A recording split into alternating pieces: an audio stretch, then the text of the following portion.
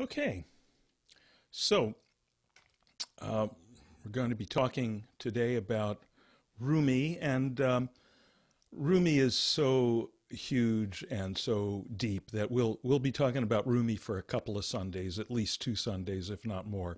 We'll see how things go. As usual, I don't have a lot of plan for this stuff. Many of you, I'm sure, have read some of Rumi's poetry. It's if you're at all in spiritual circles or meditative circles or inspirational circles, he's hard to avoid. He's sometimes been referred to as America's best-selling poet. It's kind of remarkable, and that's true in several other countries too. Kind of remarkable for a man who lived in the 13th century in what we now call Afghanistan. He wrote in Persian. There's a, let me show you a picture of him. He's thought to have looked something like that. Who knows? But that's the traditional representation of him. And he was a Muslim. He grew up in Islamic culture. His father was a teacher and a judge in Islamic culture, and so was Rumi. Rumi's life, and so he started off his life. He was pretty orthodox. He was pretty much in the orthodox mold. Now, within every as far as I know, every what we call religion, there is it's the word that's usually used, the mystical thread that runs through. Mystical is kind of a funny word. It's easy to misinterpret. Sounds like something mysterious, gazing into crystal balls or something. But really what it means is, if you look it up, the dictionary definition of mystical means pertaining to having direct experience of the divine. Whatever the divine is, the infinite, the absolute. Excuse me, God, depending on your preferred vocabulary. So mystical means pertaining to having direct experience, as opposed to just the idea that maybe there's some commandments handed down from on high. We are down low. We use those commandments or whatever to hopefully live better lives, but we don't directly experience what's up on high. But there's always the mystical thread that runs through that says, no, it's possible to have that experience directly, and man, that's the good stuff. That's the juice.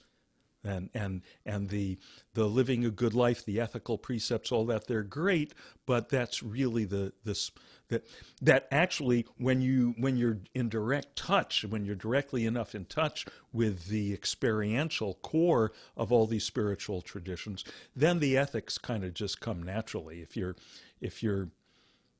we could say the orthodox approach to religion is, if you're good, someday you'll get to heaven. The mystical approach is, hey, if you're living in heaven, of course you're going to be good.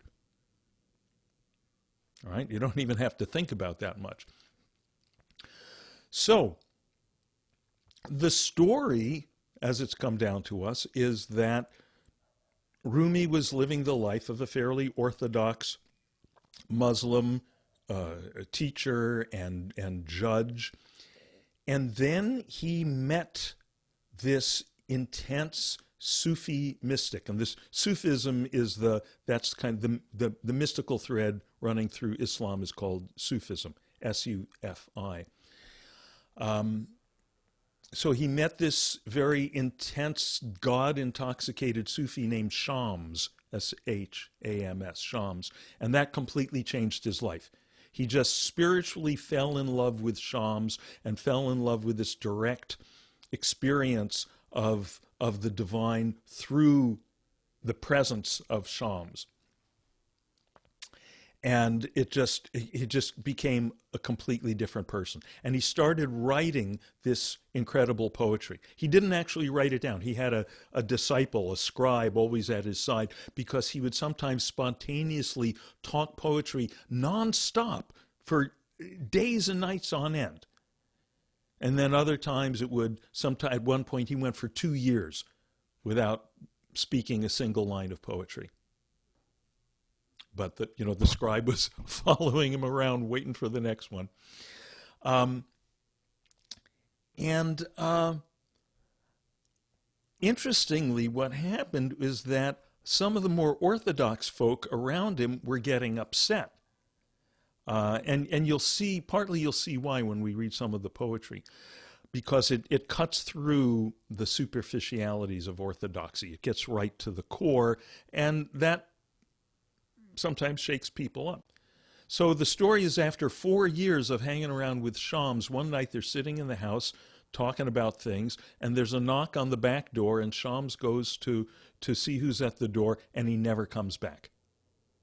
Rumi never sees him again. And the usual explanation is that Shams was taken out and lynched by some of the more orthodox men of the community.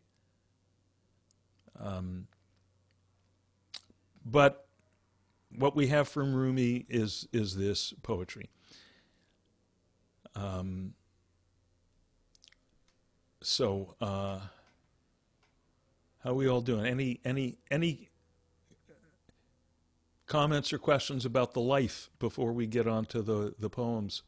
Yeah, Beth, you want to unmute yourself?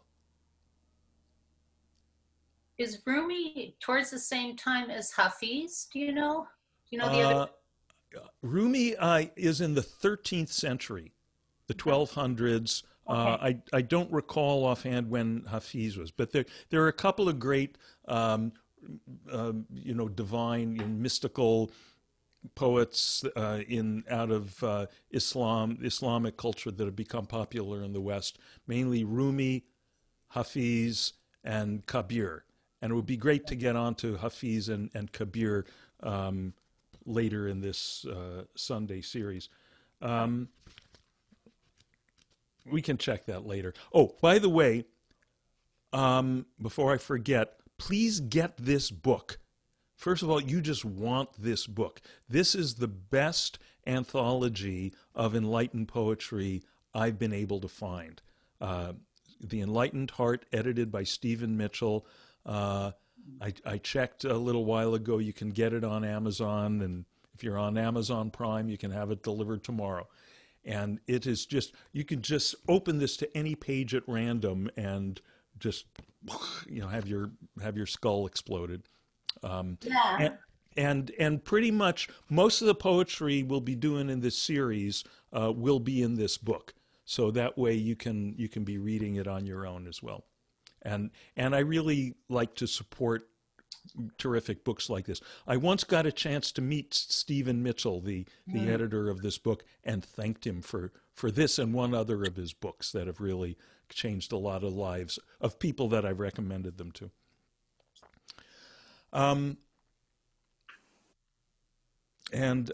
Okay, so let's go to, I want to read first the poem that I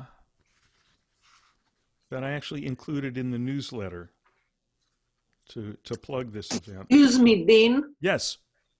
Did you mention that he was reciting his poetry while twirling? Oh, no, thank you. I did not.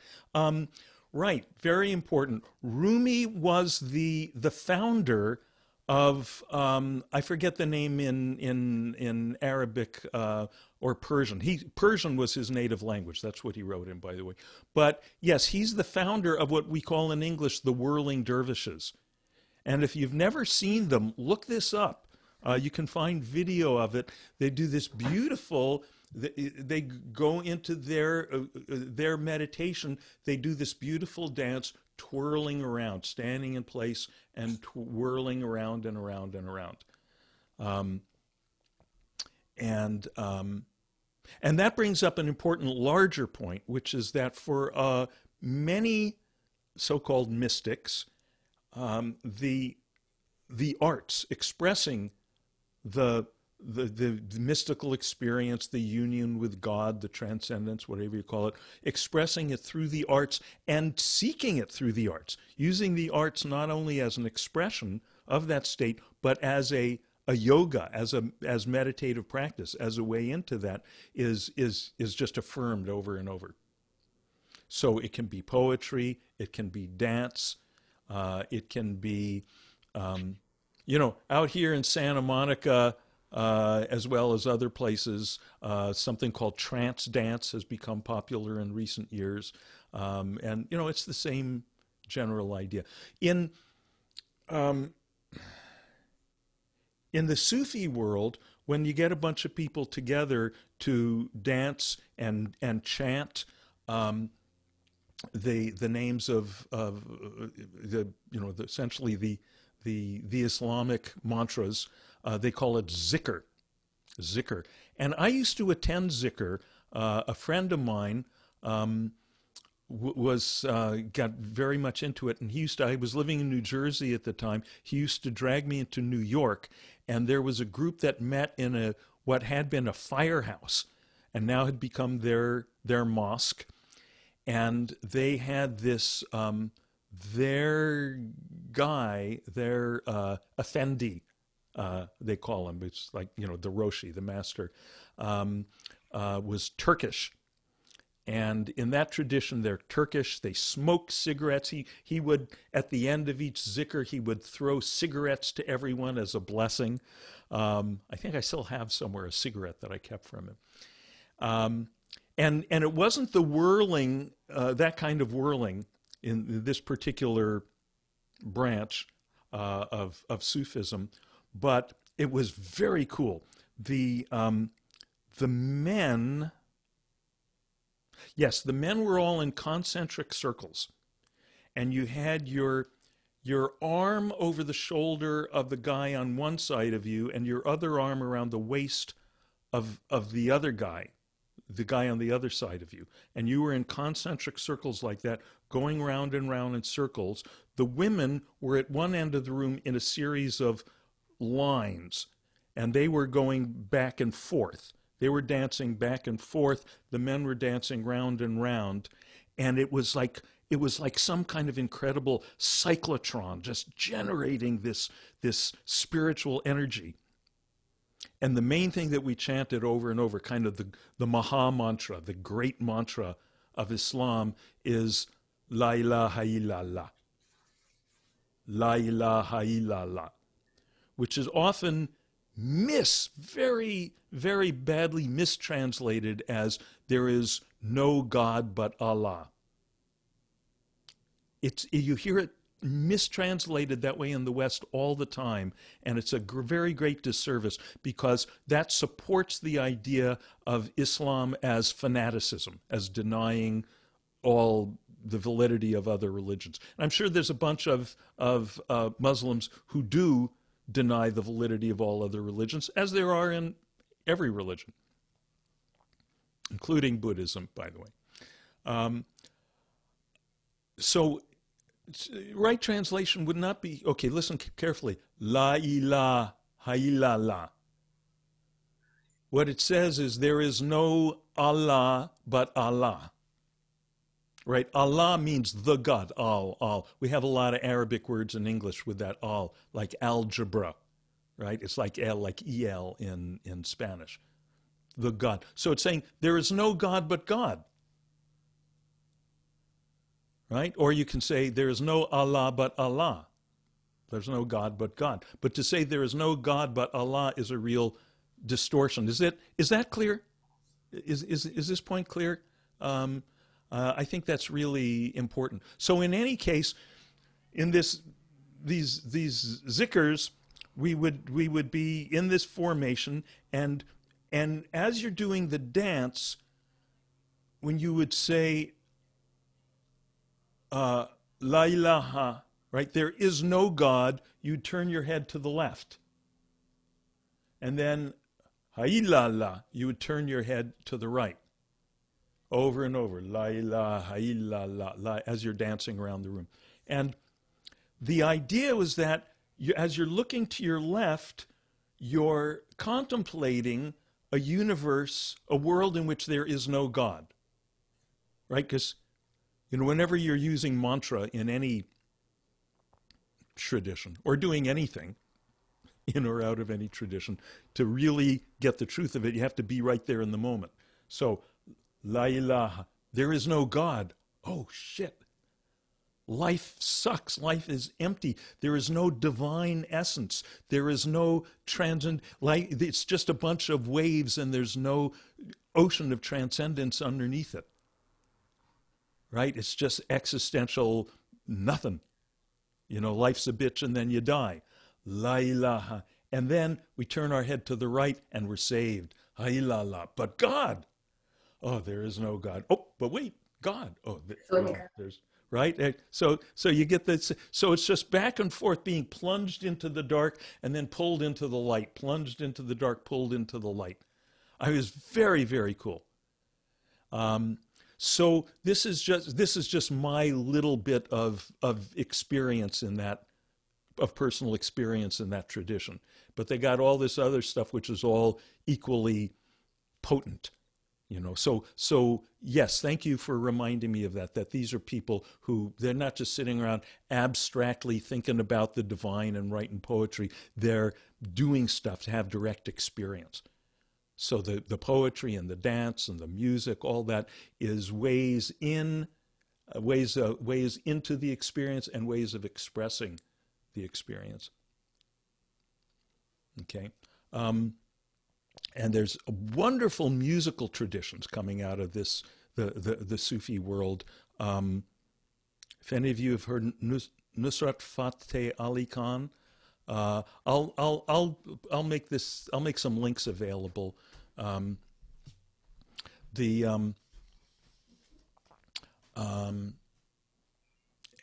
some other wonderful musicians that we've seen in person who are just fantastic. So this is background. I'm going into this leisurely because we got all the Sundays in the world. So let's get into, our first poem by Rumi.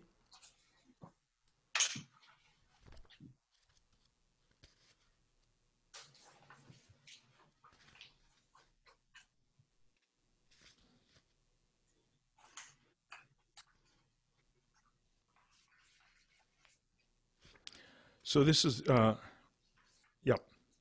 this is the one that I stuck in the newsletter. I have lived on the lip of insanity, wanting to know reasons, knocking on a door. It opens. I've been knocking from the inside. Read it again. I have lived on the lip of insanity, wanting to know reasons, knocking on a door. It opens.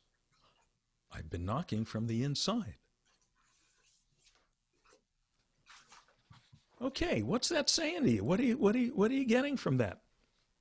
Anyone? Yeah, Kelly? Well, I have a same book. What page is it? What page? It's page 55.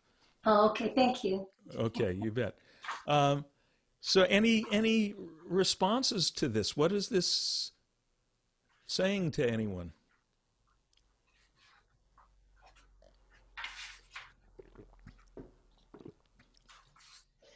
Reminds me of that parable where I guess there was a poor person, some homeless person, and he was looking for riches, but then the whole time he was sitting on it. So similarly, it's like Rumi's finding whatever he was seeking for. He already had it. He just was approaching it from the wrong side. In his words. Right. And specifically, what was wrong with the approach was thinking that it could be somewhere else, thinking that we're outside of it,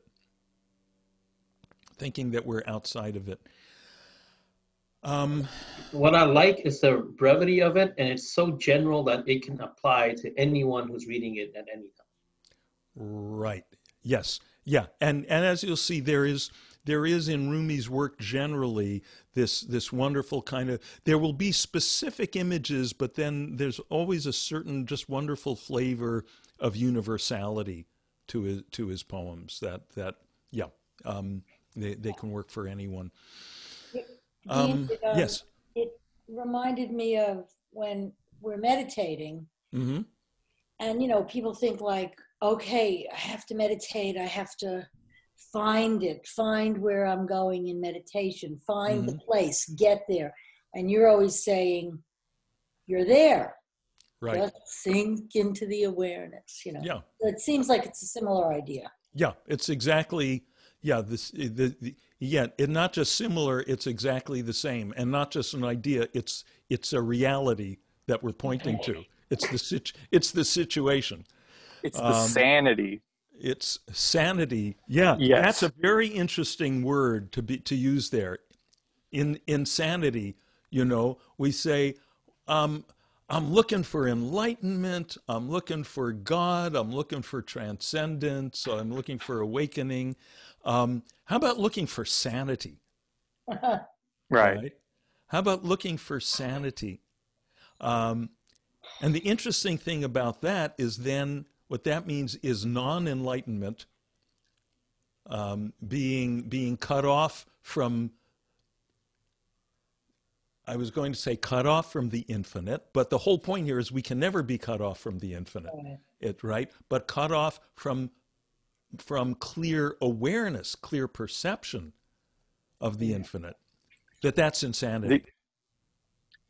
Right. The searching for reasons, that's also part of the insanity.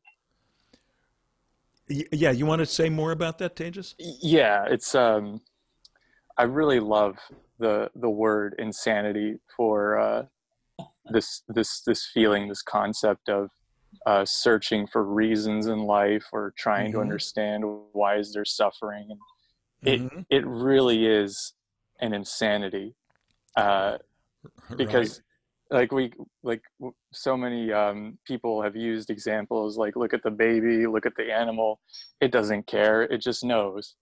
And here we are with these neuroses, especially in the modern day, where convenience has sort of, accelerated the insanity, because now that the reasons might have seemed clearer in the past, or at least we could forego searching for them because they were tied to survival, they were tied to maintaining the clan and whatever primitive, barbaric, whatever you want to call reasons for life. But now the convenience has accelerated this sort of insanity. And well, in any case, we are knocking from the inside. Yeah, we're knocking from the inside. And the thing is that when teachers in the various, settings say again and again to students, you're already there. Don't look outside yourself. Don't look outside the present moment. Don't look for any experience other than what's going on right now. It's often, understandably, very frustrating for students. Right? They say, what do you mean I'm already there? If I'm already there, why did I bother to get in my car and leave my comfortable couch, schlep across town to come to the meditation session? Why did I get in a plane and travel 3,000 miles and pay all this money to sit and be on this retreat for a week or a month and so forth? All right? Right. But the thing is that when teachers say this, you're knocking from the inside, they're not saying it to be a smartass. They're saying it because they have no choice. Because it sounds impossible. It's this impossible paradox. But everyone who starts to wake up, there's a moment or several moments but at least one moment where I call it the forehead slapping moment. It's the Homer Simpson moment. Do, right? Do. The moment where you realize it's just this. It's just, but and that it's just it, because we tend, and a lot of it comes from the fact that spiritual language is often metaphorical, right? In trying to describe the experience of awakening, because it's impossible to convey, not because it's so exotic, but because it's so intimate, not because it's so complex, but because it's so simple. Mm-hmm. Right? We miss it because it's the most simple, we don't see it for the same reason you don't see your own nose. Right? It's too close to you. It's too there all the time. It's just this awareness right now. But the thing is, we're always looking for something else. And not just when we get on the spiritual path and we're looking for, oh, I've got to have, purple flames shooting out of my crown chakra, or I've got to be having a 24/7 psychedelic spiritual orgasm, or all these other kind of comic book notions of what awakening is like. Right? It's not just that, but just in the day-to-day, even people who, have nothing to do with the spiritual path. There's that, it's like you're waiting to hear the next, word. Right? You see how that works? You're waiting to hear the next, and you go, yeah, drop the shoe. Right? We're always waiting for the next word, the next, something outside of the experience of this moment. It's like that's where it's like we're the donkey, and there's the carrot in front of us that we're okay. Once I catch up to the carrot, then that'll be it. But the trick is the carrot's on the dangling on the string ahead of the donkey, and as you trot along, it keeps receding. It's always ahead of you. So it's when you stop trotting for a little while. That's what we call meditation. Right? That's exactly what meditation is. We just stop trotting and we just settle down into where we are, not to find something new. That's not meditating. That's the whole other rest of your life is always trying to find something new, something new. It's just settling into this awareness that's been here all along, and then we get a chance to notice, oh, hello, right here. I think there's Teos brought up the use of the word reasons, Mm-hmm. and I think it may allude to something else about why we miss it. It's like pointing to that he was caught in this insanity, looking for reasons, kind of trying to conceptualize, figure out what is the meaning of life and all that. And it's pointing to the non-conceptuality, which is why it also gets in our way. We're looking for something we can understand on our usual terms, instead of something that's even more intimate and direct. Right. Amen. Thank you, Bob. I think that you're exactly right there, that people try to reason their way to ultimate truth. Right? And like, if I could just get the concept just right, if I could just be really smart, if it worked that way, grad schools would be full of enlightened people. I have a friend. Actually, it was the same friend who used to bring me to the Zicker and the old firehouse in New York. He drove through California once. This is a very kind of eccentric friend of mine. He drove through California. He decided he wanted to enroll in a PhD program in philosophy. And so he drove through California, going from one university to another, and arranged to have meetings with the heads of the philosophy department. And each one, he sat down with them and said, well, the word philosophy comes from philosophia, love of wisdom. If I take your program, will I become wise? And they all laughed at him, so he didn't take the program. Right? Because, that's what happens in philosophy. They study it as an academic discipline. They study, right, to use the word here, reasons. They study concepts about the ultimate, the highest truth, God, the divine. But that's not the same as the experience.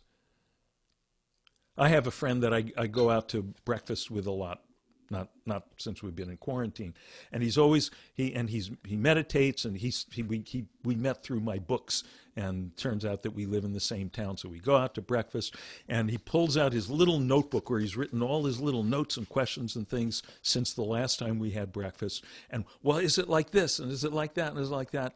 I pretty much go, no. Right.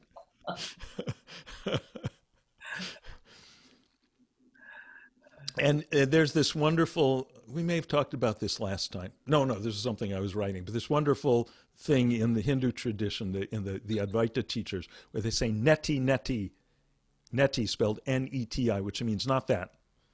So whatever, teacher, is it blah, blah, blah, neti. Oh, then it's blah, blah, neti. Oh, then could it be net, net? And once you neti everything, once you demolish all the concepts, then it's what's left. And it's not because the concepts are wrong, it's because the concepts are concepts. Right? And concepts are made out of thoughts. No matter how wise or smart they are, they're just thoughts. And thoughts are taking place within the infinite. The infinite is too big to wrap a thought around. Okay? But you can experience it. And actually, you're experiencing it all along, but you don't notice that you're experiencing it because you're looking for something else. The Buddha, the Buddha had probably the most famous, the most well-known forehead slapping moment when the whole story, sitting under the fig tree, under the Bodhi tree for 49 days until finally he got the juice, got the thing, and what he said was, how wonderful, how wonderful. And what comes next? Not how wonderful, I finally got this new experience. Not how wonderful, I finally suppressed all my thoughts. It's how wonderful, everything's enlightened just as it is. Everything is enlightenment just as it is. Right? So in a sense, it's like finding out, God, I didn't have to sit here for 49 days, but he had to sit there for 49 days to find out that he didn't have to do it. That's the insane paradox of it, and there's no way around it but through it. You have to practice, and then you find out, what was all this practice about? Okay? Yeah. Yes. Who's I talking? like Yes. Lulu. I like Yes. I like Lulu much better than Lita. That's great. You should always be Lulu. Perfect. I like to add something to the information that we already have from Rumi. When Shamsu Tabrizi passed away, or he thought he had lost his teacher, there was a column in the center of the mosque. Usually the mosques back there are built like a big tent, and in the middle of it there is a huge column which keeps the ceiling intact. Mm-hmm. So Rumi went to the mosque and he held on to the column of the mosque and started going around and around the column, calling for his teacher. And that was the beginning of the whirling dervishes. Thank because you. He was there for very long time. I don't remember the day, how many days, but he was there for days without letting go of the collar. Mm-hmm. And when he let go, he saw life in a different light, and he was absolutely okay for losing his teacher. Right. Well, thank you. That's a great story. And you know, there are stories in other traditions of like that, of specifically of losing the teacher. Right. And that, you know, when you find someone who personifies this awakening and the teaching of the awakening in some way that you can hear it, it's such a precious thing. What could be more precious?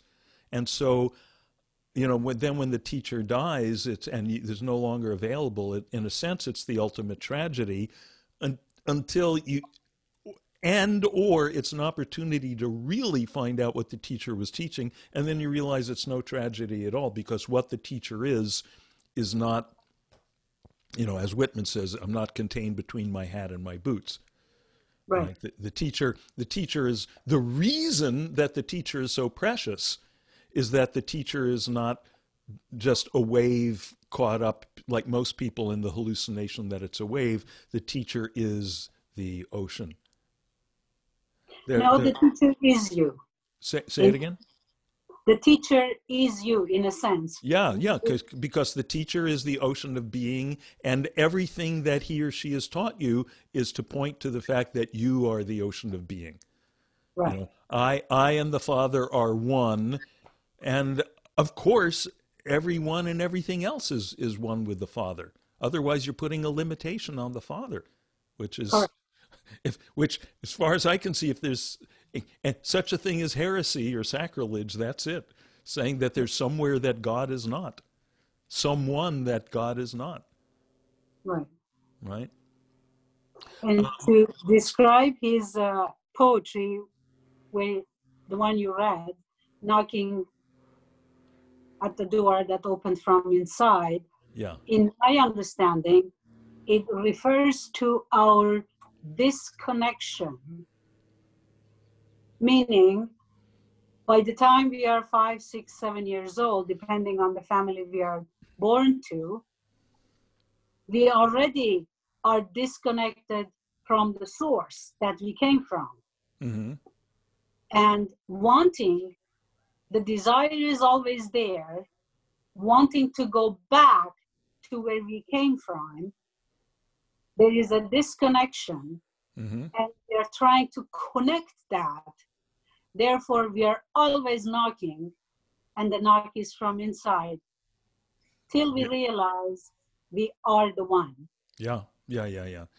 So in one sense, as you say, we're disconnected. In another sense, we can never really be disconnected from the source, but we get disconnected from the awareness that I'm sorry? It's the idea that we are disconnected, but in reality, we are not. Correct. And that's why, the idea, or to use the word that Rumi uses here, reasons. And Right. that's why we can never, it's ideas that have gotten us in that mess. It's thinking, which are thoughts are like the overlay that's laid over the reality, which is nothing but the divine everywhere we look. Correct. But the thoughts are the overlay, and so the thoughts have gotten us into this jam. There's no way that thinking is going to get us out of that jam. No. Right? But interestingly, as one of my teachers put it, as soon as we start to get out of it a little bit, as soon as we start to experience, we start to get it, he says, mind, the thinking mind, always wants a piece of the action. Mm. Right. Right? So the mind will then start coming up with descriptions and interpretations of what happened, what that experience was, which is like, it's the mind as if trying to pull you back down into limitation. Right? And it's a very important thing to know. It's a very important kind of caution. I think we talked about an example of this last week when we were talking about Blake, that Allen Ginsberg, the beat poet, very famously in, I think, 1948, was sitting in an apartment in New York and had this kind of visionary experience, and he heard the voice of Blake reciting, "Ah, Sunflower." But then he made a big deal, which is great, but then he made a big deal of it and started going around and talking to all the teachers and why was I chosen to have this? And again, just, putting it back into the into reason, back into, it was a moment outside of conceptuality, and then he immediately just tried to, turn it back into concepts again. I think he eventually figured that out. Let's read another one.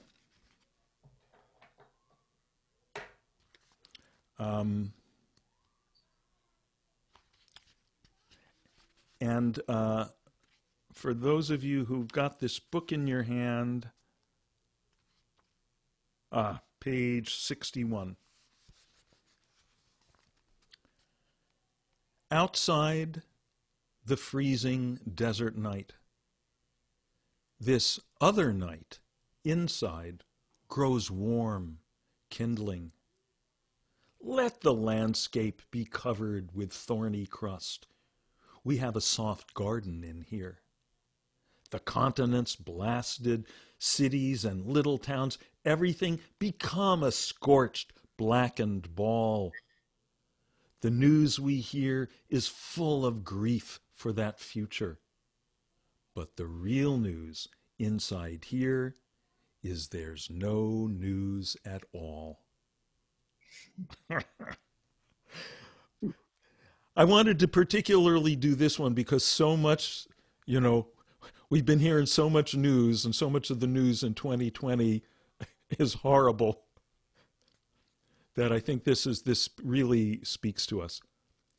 And let me read this again, and really particularly watch how the poem keeps moving between outside and inside, right? What do we experience on the outside? What do we experience when we look out on the street? What do we experience when we read the news? And then what happens when we go inside, when we go in our meditation, go in our inner transcendent experience? Outside the freezing desert night, this other night inside grows warm, kindling. Let the landscape be covered with thorny crust. We have a soft garden in here. The continents blasted, cities and little towns, everything become a scorched, blackened ball. The news we hear is full of grief for that future. But the real news inside here is there's no news at all.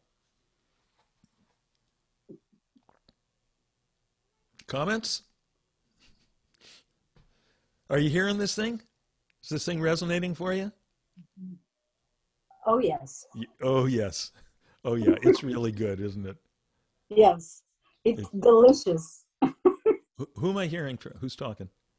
This is Lida. Lulu. Oh, yes. Yes, Lulu. Uh-huh. It's almost saying the same thing as Rumi said, but in a different words. Yeah. Which is outside is painted with the mind versus inside there is absolutely nothing to be painted. Yeah. Yeah. Yeah. And I love, the punchline on this thing, the tagline. The real news inside here is there's no news at all. Not good news. No news. Although, of course, we all know the expression, no news is good news, right? And I think this is I think this is very rich in terms of how people often misunderstand spirituality and meditation. Is they experience, okay, outside in the world there's all this, problematic stuff going on, all this bad news. So to balance that out, to oppose it, to save myself from it, I need some good news. In other words, outside, Lulu, as you just said, it's what we see outside is because it's filtered through the conceptual mind, and it's like, conceptually we can see, oh, this is awful. People are being subjected to police brutality and inequality and so forth. So let me get some concepts of good stuff. So what happens is they come up with these, Facebook cliches, right? Everything happens for a reason. It's one of my favorites. Okay, we're in this age now, but it's all because it's leading to this golden age or something. Maybe, but you know, a lot of it is just you know, people are just they're for the antidote to the conceptually horrific stuff. They try to come up with other concepts, with more sunshiny concepts. And that's better than nothing, better than just being stuck in the conceptually bad stuff. But it's kind of a shallow thing. It's meeting the problem on its own level, so to speak. To really have a profound solution, we have to settle within to the deeper level where there's no news at all. And that's such a perfect description of what happens in meditation. The mind settles down, and, you know, somewhere off in the distance, okay, there's the awareness, this sound still there out on the street, the thoughts are still going on. But more and more we're settled into this place where there's nothing going on. That's the transcendent, where it's just, you know, as my teacher Maharishi said, it's just nothing. Mm-hmm. But there's something very good about it. Can I add something, Dean? Please. Yes, I agree. And what's even more dangerous is that it's not just the Facebook cliches. I mean, I would interpret a lot of the current situation as people trying to create their own good news. Like, you know, we're taking over Seattle or something. Right. It's that to them is good news. And that's the danger of trying to find, well, you know, meaning of this world, in and of this world. Yeah. The meaning is in and of itself within. It can't be found out in the world, which is by definition, you know, separated or I don't want to get too tangled up, so I'll leave it there. No, but I think I hear what you're saying. Let me just add one little tweak, which is that ultimate meaning can't be found on the outside. Mm-hmm. Okay, of course it makes sense, you know, to find relative meaning on the outside. Otherwise, it's just a bunch of random stuff going on. You know, there's relative value to, okay, I like this candidate better than this candidate. It makes sense. Looks like this, following the program that these people are advocating, looks like that's got a good chance to make our society better. What these folks over here are advocating looks like that's going to make it worse. We have to do that. We don't want to use spirituality as a cop-out from being good citizens. Right? I agree. Right. But even in order to be a good engaged citizen, to really do that with most effectively, we need to be tuned into this place where there's no news at all, because otherwise you get overwhelmed by it. Or you get caught up in anger, or you get caught up in despair. You know, we need to be plugged into this place where it's just total freedom, total liberation. You know, just total nothing, like going to sleep, except that we're awake in that silent as sleep, but awake within it. And again, silent doesn't mean all the thoughts have to stop, all the sounds have to stop, but it's just we're not engaged with that. We're more and more deeply marinating in that inherent, innate silence of our own awareness, of this beingness where we've been all along, right? Knocking from the inside. And the more saturate, you know, it's one of my teachers once said, it's like, you know, if you take a dry sponge and you throw it into a bucket of water, it comes out wet. So we take our poor little dried out, desiccated spirit and consciousness, and we throw it into the bucket of spirit, into the bucket of transcendence, into the bucket of our own real nature that we have, as we were saying before, become apparently disconnected from, and it comes out wet. We come out juicy. We come out with more clarity and more intelligence, more energy and more compassion to bring to bear on whatever the situation is, and to share with others. Yeah, I agree. And I want to say that this relates to something I thought about today, and that what you're describing, being a good citizen or making right-minded choices, it's that's really a form of forgiveness. When you make a right decision towards peace, Mm-hmm. that's like forgiving the world for what it is. Okay, there's madness, there's chaos, so I'll forgive that because that's all I can do. That's the Mm-hmm. sanity, Mm-hmm. and I will attempt to create peace. And like you said, there needs to be this connection to that internal wholeness, so that your attempts are more, well, whole in themselves. They actually try to embody a healing rather than uh, further use of the world for the world, Mm-hmm. etc. Yeah, I think what you're saying there about forgiveness is so interesting.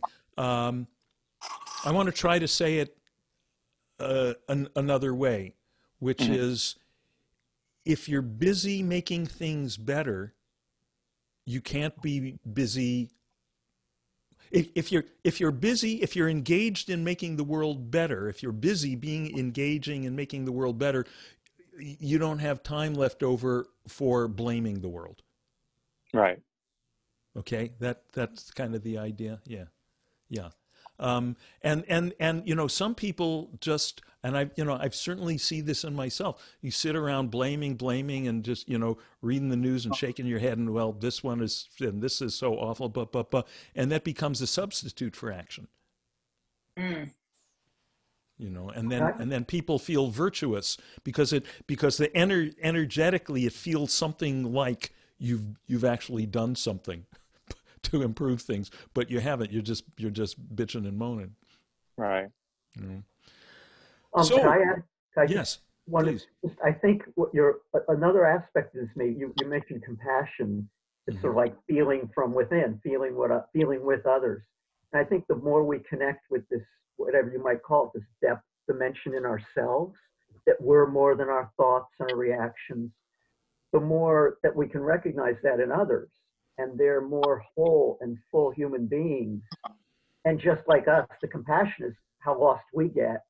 We know from the inside how lost we get. We also know we have the depth dimension, and it affirms others as worthy of compassion, and that they too have a depth dimension.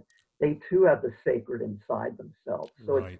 it's not just self-indulgent to do this and discover this, as nourishing that is for us to be in the world, but also because we can see others more fully and more truly that way.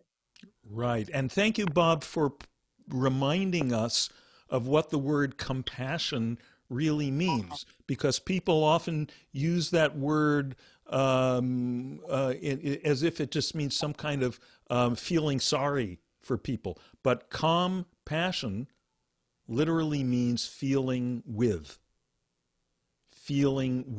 the other.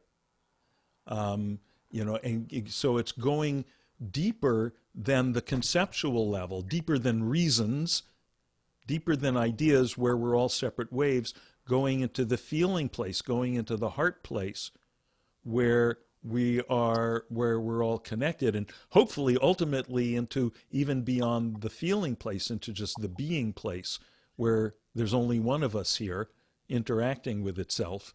And then it's very natural when then it's not a matter of, oh, person A here feels sorry for person B, but they both sink back into themselves and find out, oh, they're both, Punch and Judy are both just aspects of the one big puppeteer. So now, of course, I'm not going to hurt you because you're a part of me. We're all part of this one thing.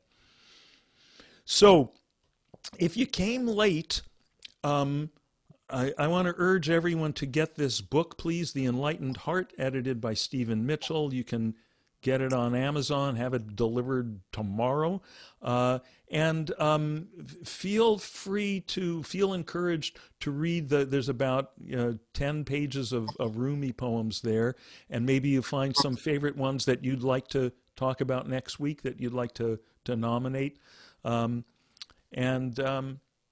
What did we do here? 3 or 2 of them today? So we got we can have a lot of fun with Rumi for a couple of more Sundays here. Okay. Everybody good? Everything good? I was just going to say one other thing that resonated with me. If you have the opportunity to go on a silent retreat, and when the last evening they come up with all the news that had happened while you were on the retreat, Right. and you realize, oh, no news, because you're in a different place. So if you can stay in that particular place and be aware, as you say, Right. but stay calm, it really makes a difference in life. Yeah. Yeah. Yeah. Silent meditation retreat generally makes everything. What was the old things go better with Coke, right? You know, things go better with meditation, and they go really great with retreat, with more meditation. I actually read about a week ago or so about a guy who was on a solo silent meditation retreat out in the woods somewhere, and was completely cut off from the world, cut off from news for, I don't know, a few months, and came out and, what's new? Well, a couple of things. Oh my God. Just when he thought he was going to come out and, hang out with all his friends again and go to restaurants and all that. Well, no, looks like your retreat's going to continue for a while. Wow. Yep. So, Thank you. may all beings swiftly realize that place within themselves where the good news is there's no news, and may peace prevail.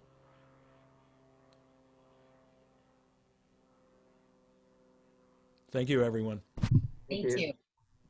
See ya. See you next Sunday. Yeah, see you, T. Thanks.